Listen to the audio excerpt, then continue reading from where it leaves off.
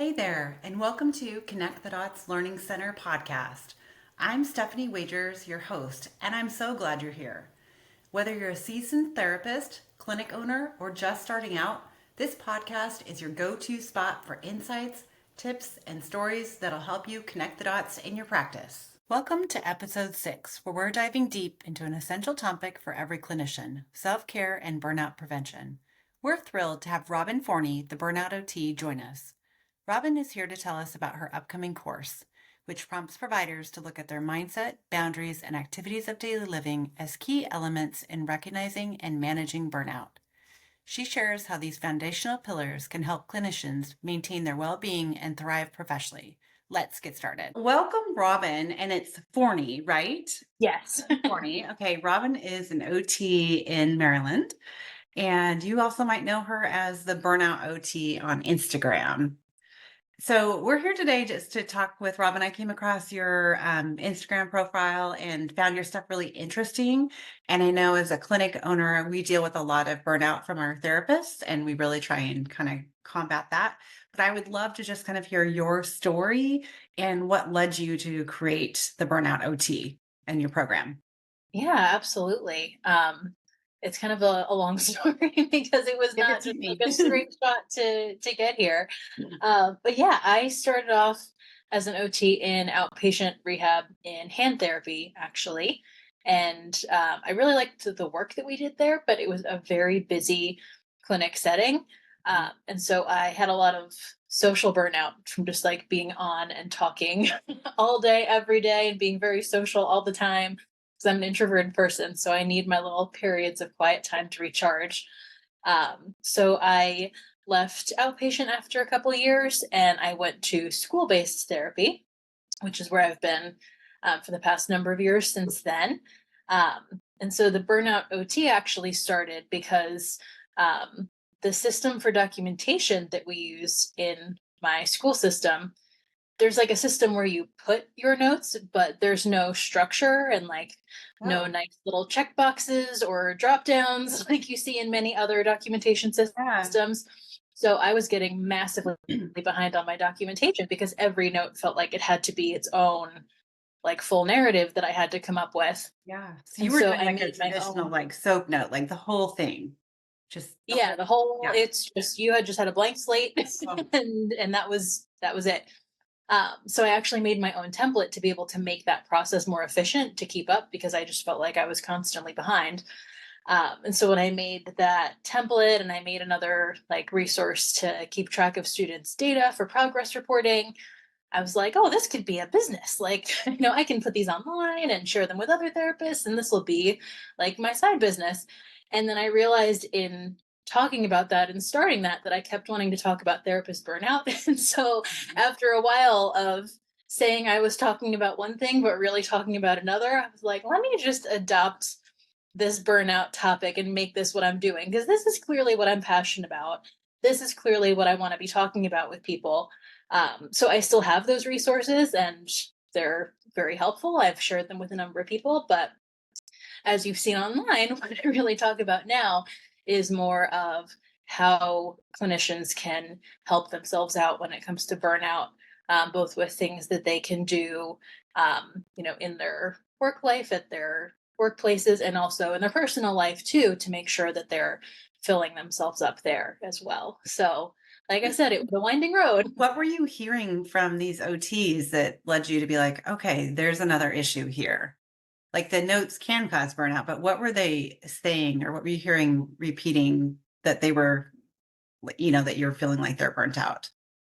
I mean, I think it was really like the resounding "me too" is what I was hearing because Okay. I started to talk about my own experience, and so many people were just like, "Oh my gosh, yes, me too." Like our stories are so similar, and I had kind of thought it was just me before that. So I think hearing other people say, "Oh my gosh, like we've had such a similar experience," that made me realize how widespread of a problem it is, and that collectively there's things that we can and should do to help that. Right. Tell me a little bit about your experience. What did that look like and feel like for you when you realized, gosh, I am burnt out? Yeah, there's a lot of different symptoms that I had, and I did not know what I was dealing with for a long time. I think we're part of the problem is that we're very unprepared to like do our own actual self-care when it comes to this sort of thing, because I just thought this was like what adult life is like, and it's not. It's not supposed to be like that. So for me, fatigue was a really big part of it. Both feeling like I could just never get enough sleep, and I felt like I just only had energy to sleep. Like there were things I would want to do on the weekends, and I just felt like the energy to do them was just not there because I was just so exhausted. I was definitely a lot more anxious in that period of time too. Anxiety was definitely higher for me, feeling kind of irritable. I was experiencing a lot of GI issues. Um, and I think a feeling of like being very rigid, like so many fairly small requests or changes to the plan felt like a big boundary violation to me because I felt like I just needed to cling to whatever semblance of control I could. Right. So I think those are kind of the main themes, and it looks different for everyone, but that's what it kind of felt like for me. Okay. And do you feel like it was what are all the factors that led to that? Was it your caseload? Was it the documentation? Kind of lack of structure within your school setting? What was it that really just kept adding more fuel to that fire? So this is something that's a pretty unique experience for everyone. I think for me, because this started when I was in outpatient, um, there's kind of a high number of people that you're expected to see in a day, and so you just don't quite have as much autonomy over what your day looks like. The appointments are just kind of thrown on there by whoever is doing scheduling, and you just have to do your best. So for me, I think um, it made me realize that I needed to look into a setting that had a little bit more autonomy in allowing me to kind of look at my workload, look at my caseload, and see, okay, how would it work for me to get all of these ends met? I think that was probably the first piece that I realized, like, oh, if I could have a little bit more say in how this got done, that would be a better fit for me. Right. And that's part of what led me to look into going into school therapy next, because I knew from having done a level 2 fieldwork in the schools, the OTs have a pretty good amount of autonomy to collaborate with teachers and special educators in order to, make their schedule and things like that. Mhm. And did you find that true when you got into the schools? Yeah, I did. I mean, Okay. you don't have total autonomy because, like I said, there's multiple other people that are on this team working with the students, but I definitely had a lot more flexibility in terms of kind of mapping out what my days looked like. And I had multiple schools. I had an elementary, a middle, and a high school. So because I was in multiple sites, it was really kind of up to me to make sure when I was at each of them and, how many students I would be seeing in a day and things like that, which was definitely a very refreshing change of pace. Mhm, mhm. And do you feel like you had support from your supervisors or other OT to kind of help you stay kind of focused and calm and all that in the school setting? Or were you kind of just on your own? A little bit of both. I was the only OT in each of my buildings, so I almost never crossed paths with another OT Yeah. in my time in schools, just because we're all in our own locations. So I mean, I would get support from like speech therapists that I worked with because we would collaborate a lot. And the OTs in my county district had a big email chain. So I definitely got some support from them by email because that was a good place where people would put questions that they had that they kind of wanted feedback from other OTs on. So that support was really helpful. But otherwise, because the system was pretty big, supervisors aren't really watching you. So you had to be proactive to reach out for more support if you needed it, Mhm. because otherwise, how would they know what you're dealing with when the system that they're overseeing is so big? So it was very different from the clinic setting that I had come from, where your manager is just 6 feet away across the room. Right. At the drop of a hat, you could ask for like an answer to a question or for a little help or what have you. Yeah. I don't know about you, but I think part of the burnout for me is just this never ending cycle, right? You have this daunting caseload. There's just always something coming at you, and there's never like, check, I'm done. Either, Yeah. right? Either Yeah. like in the clinic, the parent wants to talk, you've got to send this, you've got to send that. They have a question that, and it's just, I feel like managing all of the balls that are in the air that makes you feel crazy and unorganized. I don't know how if it was like that in the school as well. Yeah, the school year definitely had cycles. Like the beginning of the year, the very beginning was always a little bit quieter for me because I think the teachers are kind of taking their time to get to know their students. And then Mhm. the end of the first quarter would always be hectic because that was when teachers would come to me and say, okay, I've been keeping an eye on this kid for the first quarter. I would like you to come in and do an observation because I have these concerns. And then that would sort of start the snowball effect of all planning all those observations, if I need to assess them, doing all those assessments, and then planning all of the meetings to discuss them. And, you kind of Mhm. see how one thing builds on the other.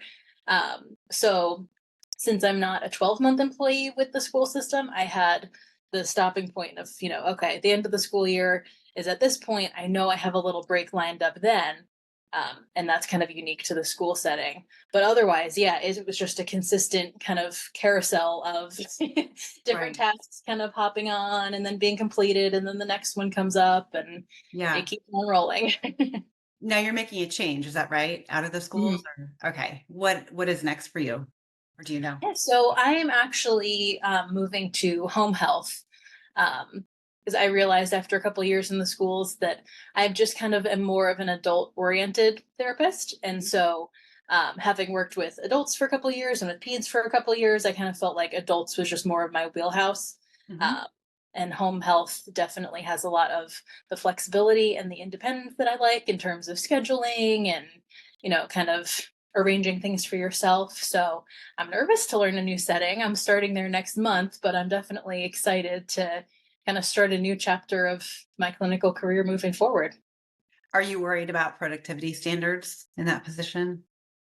Not as much, because with home health, the visits are a little bit longer. And given that you have the travel time in between, I think there's a little bit of a lower bar in terms of the number of people that you're expected to see in a day because you can only get so far in one day. Yeah. So, since I have background earlier in my career where the productivity standards were very high, I'm not too worried about the productivity piece. I think what I'm Mhm. a little more nervous about is just the level of independence where it's just me out in the community, and I'll have, Right. support just a phone call away, but still that's a little bit tricky than having someone like, in an office next door. So Mhm. that's what I'm thinking will be a little bit challenging, but overall I'm looking forward to it. Yeah, and just kind of thinking about what you're saying, you've got that drive time of that just refocus, take some breaths, calm down, go to the next thing instead of like Mhm. being in the schools where I'm sure it was, you're grabbed 15 times when you're walking down the hallway. Why do you think that as OTs we're so bad at self-care?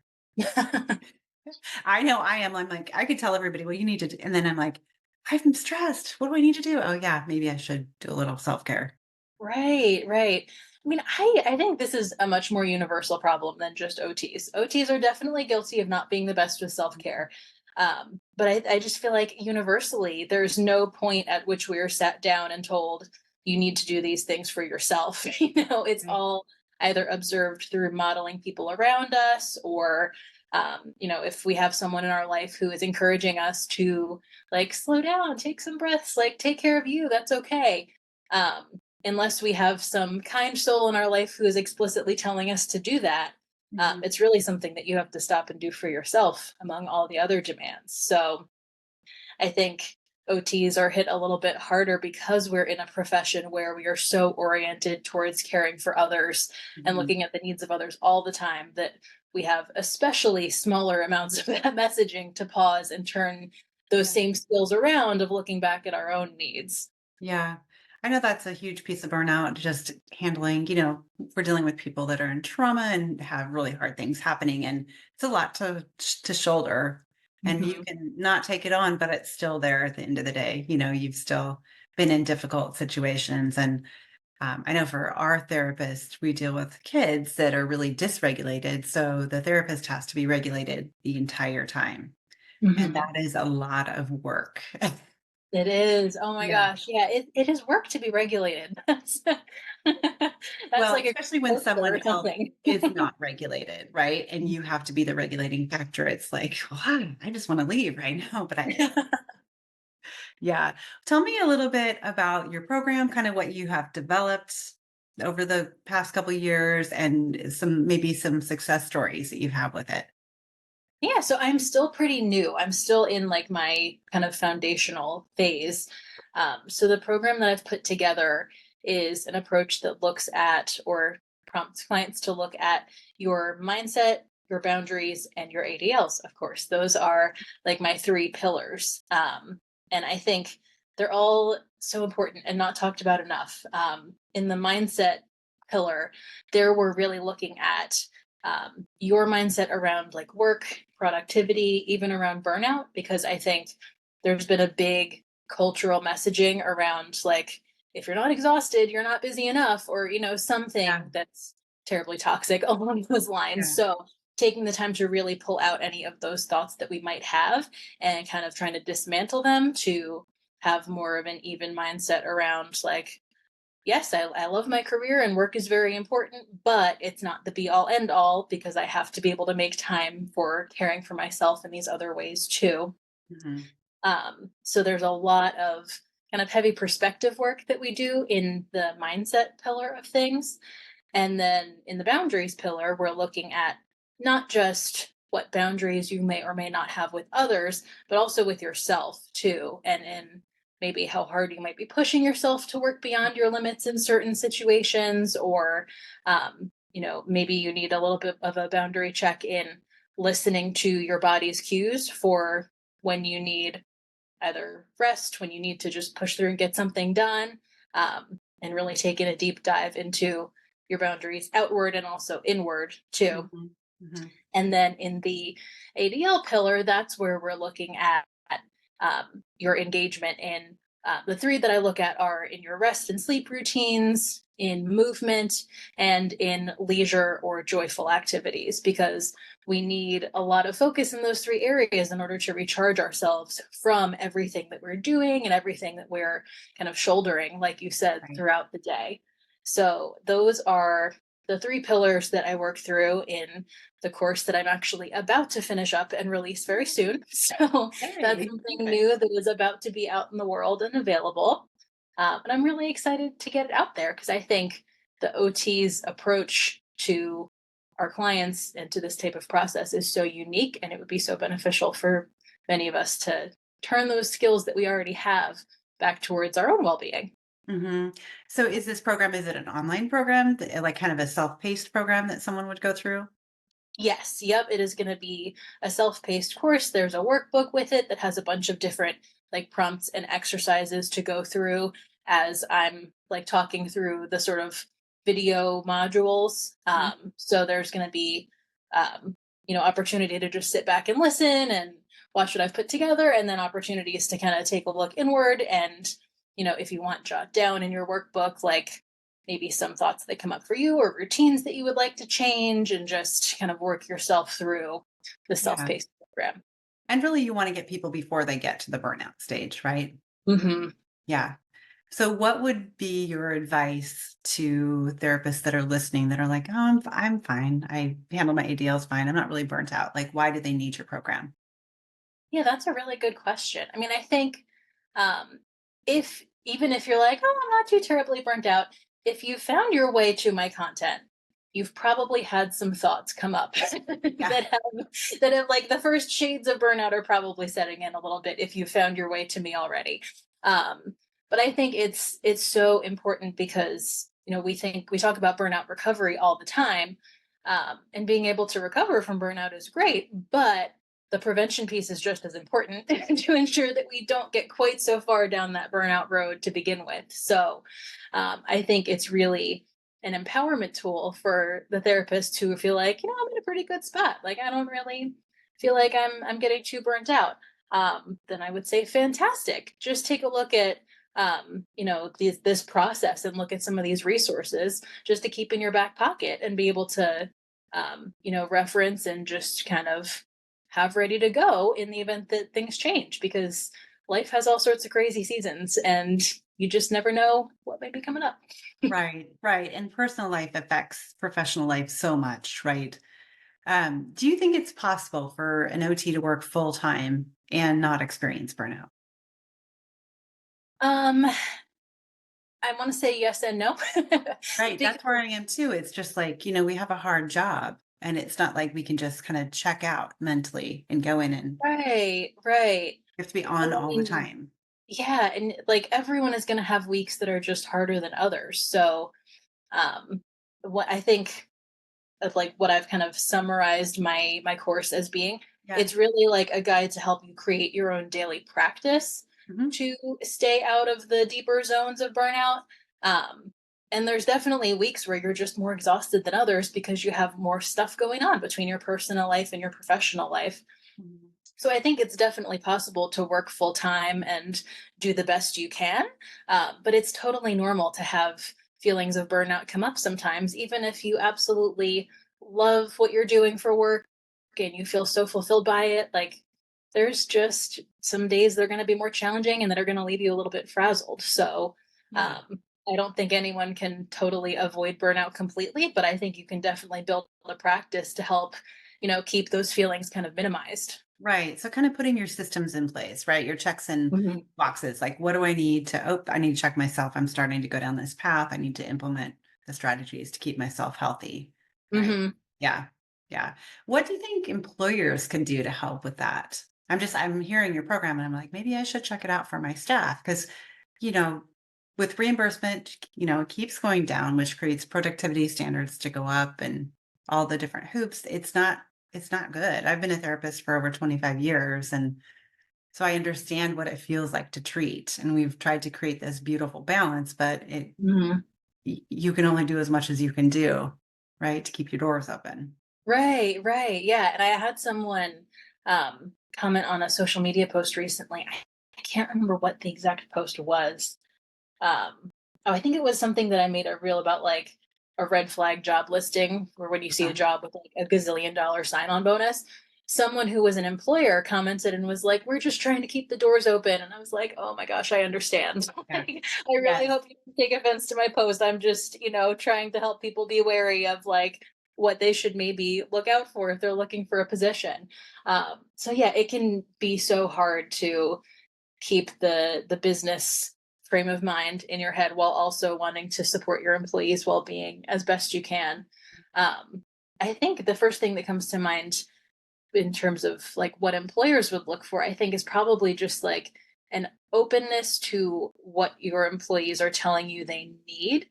Mhm. Um, because most clinicians are already highly motivated people. We got Right. ourselves through school and out of these programs and passed our boards and all this stuff. And the vast majority of the time, like we want to be good at what we do. So I think knowing that this sort of daily practice of burnout prevention is going to look different for everyone, like have a degree of flexibility on what your Yeah. particular employees are saying, like, this would be really helpful for me, or like I could compromise with you in this way to make X end meet, which I know is not a very specific answer, but Yeah, it's so different for everyone.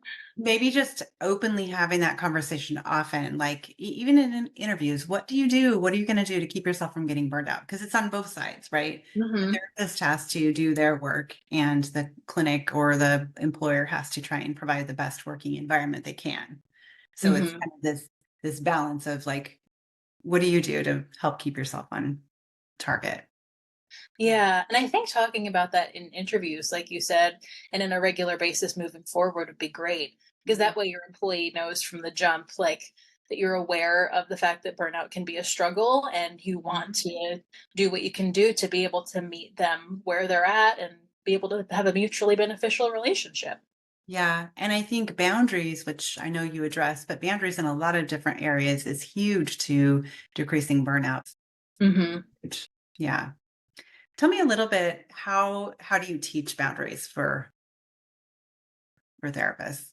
I don't want you to give away your program because people need to watch it, but if you have like a tidbit. Yeah, I mean, I think that's interesting. I didn't really think of boundaries as something that I taught, but that's a really good question. I mean, I think part of what I do is just prompting people to look at all the different ways in which boundaries can arise Mhm. because or be necessary. Because I know when I first started my career, I really thought that boundaries were just around like physical space and like you don't want to overshare. But Mm, I really thought that like I had never given it any thought beyond that. So I yeah. have a lot of learning to do when I was in a very busy schedule. And, sometimes patients can ask questions that are a little bit too personal for a professional Mhm, relationship or like, mhm. kind of push some buttons a little bit, like you were Yeah. saying. So that was a crash course. So I think part of what I do is kind of presenting like, did you know these are all the ways in which boundaries can be used? Just to get the awareness first, because if you're not aware that you're lacking boundaries in an area, how could you possibly address that? And then I also think I try to do a lot of destigmatizing because I think a lot of people who are in helping professions, especially women, can tend to equate having boundaries with being a little bit mean or being unhelpful. And that is not the case. Right. So it takes a good amount of work to kind of debunk that sort of messaging that you may have inherited from wherever, Mhm. society at large, what have you, and kind of develop your own script of like language that you can use to, politely and respectfully assert or hold a boundary. Mhm. And that can be really challenging when you've been told that saying no to a request or something would be mean. So that takes a lot of work. It does. It's hard to say no, but when you recognize that you have that ability to say no and that that's Mhm, actually a kinder thing to do than to say mhm. yes and then feel all kinds of feelings about it and not maybe do the best job. It's so much kinder to just say, "You know what? I can't take that on right now." Yeah, yeah, Yeah. it really is. Tell me, are you doing anything as far as like advocacy? I have not done that yet. I have been approached by a former coworker of mine whose her husband is a clinic manager in outpatient. And so she said, like, oh my gosh, my husband would be interested in this. So I've had mention of employers kind of saying, like, oh, we're interested in, kind of like having me sort of do an in-service sort of thing. Yeah. That hasn't yet happened because I've been still putting the finishing touches on things. So I have not yet done that, but it's definitely something that's in the works. Yeah, I would be interested just kind of you as a boundary person between the employer and the therapist and kind of surveying what's the burnout cause and then coming up with strategies of what we can control and can't. Because Mhm. obviously there's stuff we cannot control in therapy. And then what are we going to do about that as a provider and an employer? How do we manage Right, right, daily? We can't control that a kid is going to come in and throw the rice bin all over the room sometimes right. or scream or spit on you or what happened yesterday, swear at someone, say, "I never wanna see you again." Gosh. You know kids. Oh yes. Oh yes. And some of them are well, mhm, some of them are absolutely amazing, and those are what keep us in this profession, but there's others that are challenging. Yeah, yeah, Yeah. and that's actually something I've talked about around boundaries before is that there's a misconception that having boundaries is just like saying no all the time, and Uh-huh. that's not the case. And not only is it not the case, but you have to be ready for those situations where, okay, like I can't just say no to this, I can't just not do this. So, how can I best prepare myself and support myself to tackle this challenging thing that I don't want to do, but I have to do? And Mhm. how can we be ready to handle those moments where we have to just take on the hard thing? So future plans, you're gonna release your course, and Mhm. then anything else you kind of have in the works or that you're thinking about that you wanna let people know about? Yeah, the course is the main thing right now. Eventually, I do want to do coaching where I could work with individual therapists. And I would love to be able to do more in service sort of stuff with employers and clinicians to be able to kind of facilitate between both sides. Yeah. Um, the course is the first thing, getting that out there. I think I had ambitions to kind of release it all at once, but then life just got hectic this year, as we mentioned that it can, and I realized like, oh, okay, I need to do one thing at a time. So, the course first, and then coaching and more in-service type things. What do you do personally to like, what are your flags and that you're like, "Oh, um, I need to implement something because I'm feeling burnt out." Yeah, that's a good question. I think I do a lot of asking myself what I need. Like, Uh-huh. what do I need right now? What do I need today? Because it can look different depending on the situation. I'm a really big fan of movement and engaging in movement activities that just feel good and feel regulating and that you enjoy. So oftentimes I'll try to make sure, like, okay, I need to carve out a little bit of time to do some of that. But sometimes I check in with myself and I can tell, like, ooh, no, that does not feel good. Like, I need to take a little more time to just Yeah. like rest today and turn my brain off.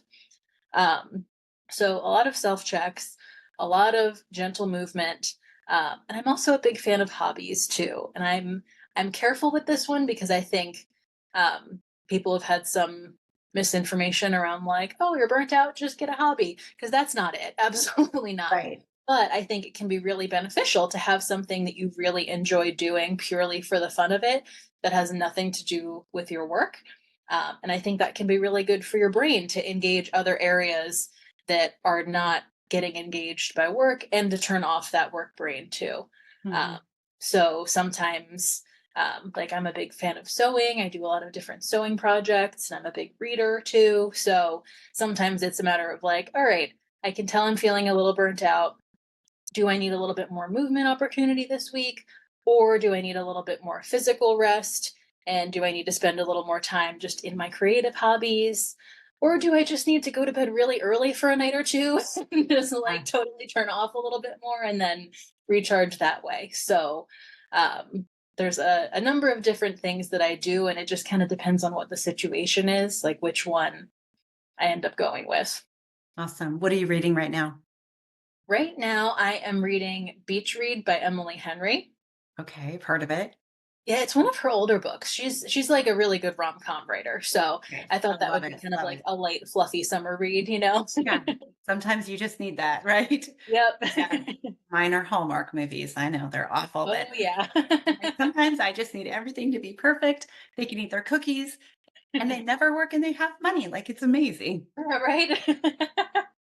And another thing I like to do, speaking of how you mentioned, like I just need things to like be perfect. Yeah. A big thing that I do when I start to feel like I'm getting burnt out is I just look at what I can take off my plate. Mhm. Um, from the jump. Like I like cooking, but if I'm in a week where I feel like, oh, we're starting to feel a little burnt out, I'll just kind of put that on the back burner and be like, all right, what's an easy dinner that I can throw together that Yeah. will cover the nutritional needs, but like let's just take the effort out of that. And kind of do a check of my day and think, okay, what doesn't need to be done today? What can I slide to later in the week, or what can I delegate to my husband, just to make things a little bit easier, a little bit more Hallmark movie like. Yeah, right. I'm with you on that one. Um, would you like to eventually have your career be all burnout OT, or do you see yourself wanting to keep dabbling in patient care? I see myself wanting to stay in patient care for at least the next couple years. I think after that, like I definitely see this becoming something that I do at least like part time and reducing the amount that I work clinically. But I definitely want to keep myself in the clinical field for a while longer. One, because I like what I do and I want to keep growing my skills, but also because I think that helps me just have an even more accurate pulse of what the needs of clinicians are and what areas they're struggling with. So for now, I'm doing a little bit of both. Yeah. Any thoughts to either new grads or students that are thinking of going into OT? Like it's different than what they portray in school. I would say, Mhm. I don't know if you felt like that. Just when you get out and you get into the real workforce, it's like, but wait a minute, I thought I could do this, and this. And they're like, well, that's not reimbursed. You can't do that.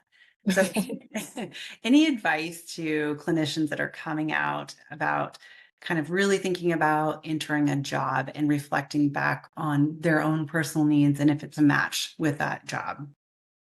Yeah, that's a really good question.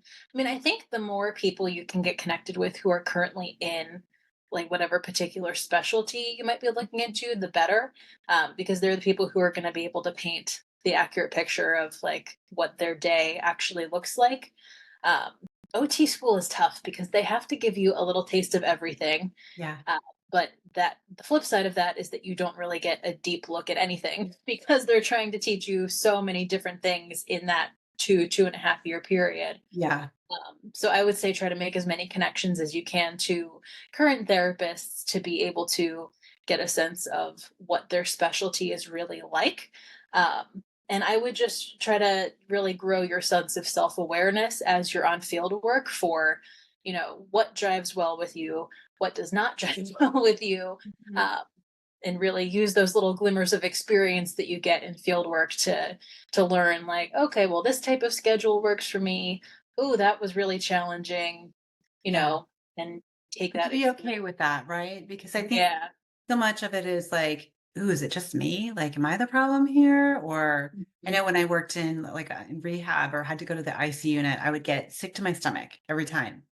But I would at being young then, it was like I would reflect it as it was just me. I didn't feel good enough to do it, but it just wasn't a good environment for me reflecting Yeah. back on it. And some people Yeah. thrive on that. Yeah. Yeah, I mean, I know I had a little bit of a hard time with the decision to leave schools because, like, there was, I don't know, some little voice in the back of my head that was like, "What do you mean you don't love working with kids? Like, you should love this." And I was like, "I'm sorry, I just don't." Yeah, It felt like I should, love it. And I liked it, but I just could tell like, this just isn't quite my your wheelhouse. passion. Yeah. And I definitely had to like be extra kind to myself to be like, it's not a bad thing to go pursue some other setting that you think will be a better fit. Like, this is just Mhm. what you should do. It's fine. Yeah, you need to go where your gift is, right? And wherever it Right. might be. Yeah, but Mhm. it is that sense of, "Ooh, am I bad because I don't like kids?" Or, "Because I don't wanna Exactly. work with Right. this type of person?" No, it's just you're gonna do best where you feel best. Mhm. Yeah. That's Awesome. exactly Well, right. I am so excited about your course to come out. Thank you. How can people find you, follow you? What do they need to do? Yeah, Just so I'm right? on Instagram and TikTok at the Burnout OT. Okay. My website is just theburnoutot.com. I tried to keep it very simple. And so those two platforms and the website are the best places to find me. Welcome to shoot me a message once you've heard this. I would love to be able to touch base with you. And all of my resources, including the school-based documentation stuff, are available through the website too. So if you're a school-based provider, definitely check those out because those were really big time savers for Yeah. me. Perfect. Any last parting words that you wanna give to the listeners that I didn't ask or that you wanna share?